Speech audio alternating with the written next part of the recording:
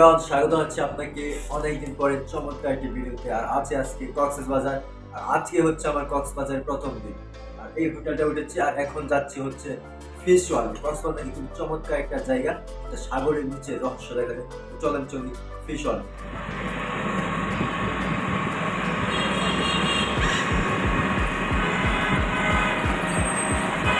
কক্সবাজারে কলাতলি মোড় থেকে রিকশায় করে যাচ্ছি রেডিয়েন্ট ফিশ ওয়ার্ল্ডে, জেনে আসবো সাগরের নিচের রহস্য। প্রথমেই টিকিট সংগ্রহ কিনলাম, এন্ট্রি ফি 300 টাকা।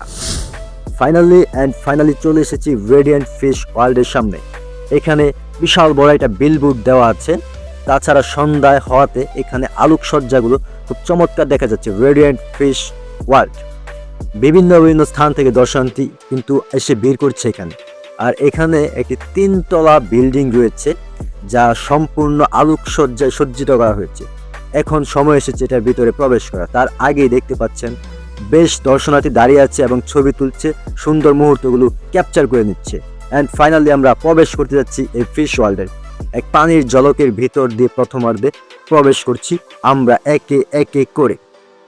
দেখতেই পাচ্ছেন বেশ মানুষের কোলাহল এবং লাইটগুলো জ্বলছে খুব চমৎকারভাবে, এক প্রকার জারবাতি, দেখতে চমৎকার লাগছে। যাই হোক, আরও একটু সামনে যাই, দেখি কি অবস্থা। ভয়ঙ্কর পিয়ানো মাছ প্রথমেই দেখা মিলল।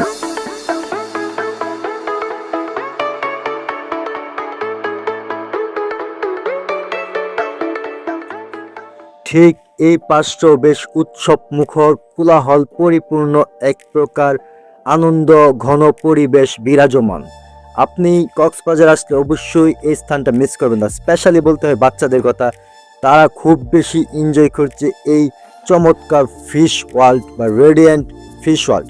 দেখতেই পাচ্ছেন কত বড় বড় মাছ এখানে সংগ্রহ করে রাখা হয়েছে। বেশ ওজন 100 কেজি বা তার বেশি হতে পারে এমনটাই ধারণা করা যায়। এই পাশে হচ্ছে ফিটার দিয়ে, সবসময় দেখছেন বাচ্চাদের দুধ খাওয়ানো, আর এখানে মাছকে ফিটার দিয়ে খাওয়ানো হচ্ছে। আমিও একটু উপভোগ করলাম, এনজয় করলাম, সুন্দর সব মুহূর্ত ক্যামেরা বন্দি করলাম। এইটাই তো আসলে ব্লগের মূল লক্ষ্য, উদ্দেশ্য, মেমোরি ক্রিয়েট করা। সমুদ্র নিজেই এক বিশাল রহস্যের ভান্ডার। হাজারো বছর ধরে সমুদ্রের তলদেশ নিয়ে মানুষের কৌতূহলের অন্ত নেই। জনশ্রুতি হিসেবে কত অদ্ভুত গল্প যে মানুষ ফেঁদেছে তার কোনো ইয়ত্তা নেই। আপনি যদি সাগরের একদম তলদেশে যেতে পারেন, বলা যায় না দেখা পেয়ে যেতে পারেন ভিন গ্রহের কোনো প্রাণী কিংবা জলদস্যুদের হারিয়ে ফেলা অমূল্য কোনো রত্নভাণ্ডার। সাগর হচ্ছে রহস্যের জালে ভরপুর এক পরিক্রমা। তার এই জন্যই এখানে সাগরের নিচে কিছু ভিন্ন ভিন্ন প্রজাতির মাছের, বিভিন্ন কচ্ছপ, শামুক, ঝিনুকের চিত্রাবলী এবং সাগর তলদেশের যে পরিবেশ পরিস্থিতি তারই একটা চিত্র এখানে প্রদর্শন করা হয়েছে। এখানে দেখলে আপনি আপনার মেধা, মন প্রশান্তি বিকশিত হবে। কক্সবাজারে এসে দর্শনীয় স্থানের মধ্যে এই জায়গাটা অবশ্য মিস করা উচিত না, তাই আমিও দেখছি আপনার সাথে। সমুদ্র গর্ভে লুকে আছে কত শত তত্ত্ব, হারিয়ে গেছে কালের গর্ভে হারিয়ে যাওয়ার মতো অজস্র শহর মানুষের তৈরি, যা এক সময় জাঁকজমকপূর্ণ শহরে ছিল, তা সমুদ্রের গর্ভে হারিয়ে গিয়েছে। তাছাড়া লোকমুখে প্রচলিত আছে কত হাজার গল্প, যেখানে হারিয়ে গেছে ভিন্ন ভিন্ন দেশের ভিন্ন ভিন্ন পতাকাবাহী ভিন্ন ভিন্ন জাহাজ, যেখানে ছিল মানুষের স্বপ্ন।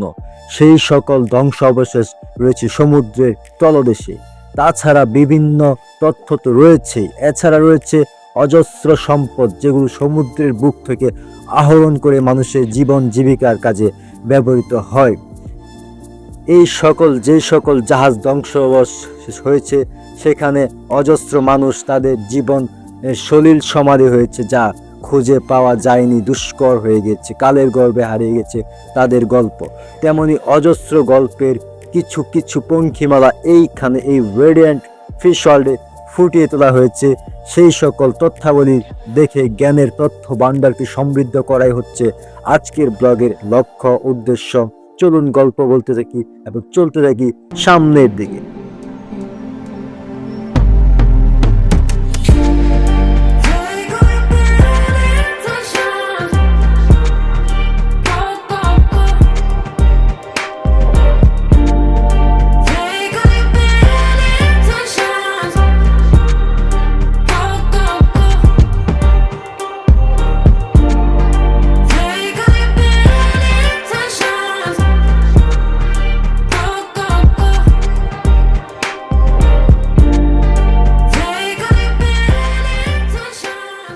এরপর যে ফিশ ওয়ার্ল্ডের যে স্থানটিতে প্রবেশ করেছে এটি স্বচ্ছ কাচে মোড়ানো।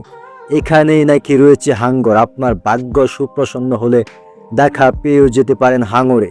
আমরাও তারই লক্ষ্য উদ্দেশ্যে হাঁটছি এবং দেখছি। পানিতে পরিপূর্ণ, খুবই চমৎকারভাবে ডিজাইন এবং ডেকোরেট করা হয়েছে এই স্থানটি।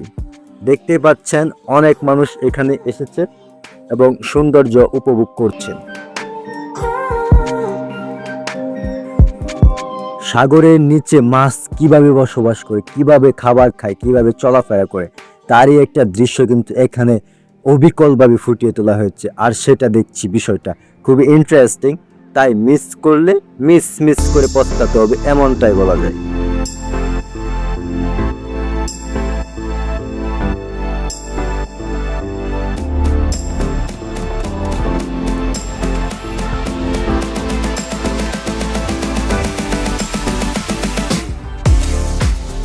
এখানে একটি বিশাল সাইজের কচ্ছপ রয়েছে। সে আপন মনে বসে হাত নাড়তে নাড়তে কি যেন একটা খাবার খাচ্ছে। এটা হয়তো কোনো একটি মাছের দেহ অবশেষ খাচ্ছে।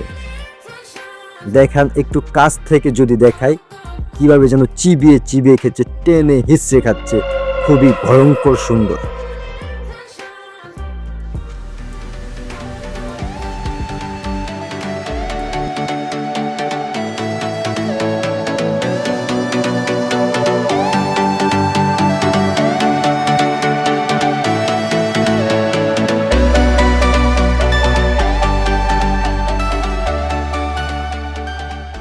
কক্সবাজার এই রেডিয়েন্ট ফিশ ওয়ার্ল্ডে কোনো অংশে সাজসজ্জার কমতি রাখা হয়নি।